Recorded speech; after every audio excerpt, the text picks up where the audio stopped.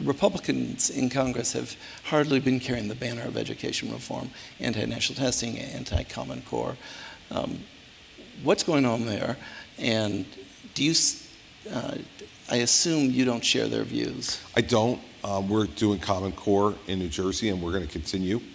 And this is one of those areas where I've agreed more with the president than not, and with Secretary Duncan. I mean, they haven't been perfect on this, but they've been better than a lot of folks have been in terms of the reform movement. And I think that part of the Republican opposition that you'll see in some corners in Congress is a reaction, that knee-jerk reaction that's happening in Washington right now, that if the president likes something, the Republicans in Congress don't, and if the Republicans in Congress like something, the president doesn't.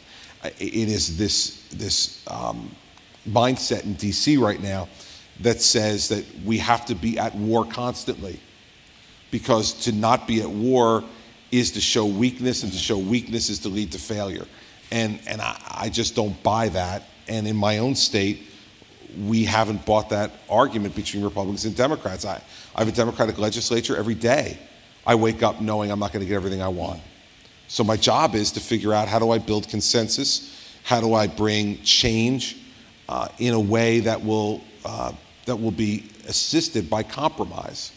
And I think that the part of the problem in Congress right now, on both sides of the aisle, is that folks care more about their primaries than they care about anything else, and as a result, they fight some of these things. But what you are finding on the state level is Republican governors, and really a number of governors on the Democratic side as well, are leading the change.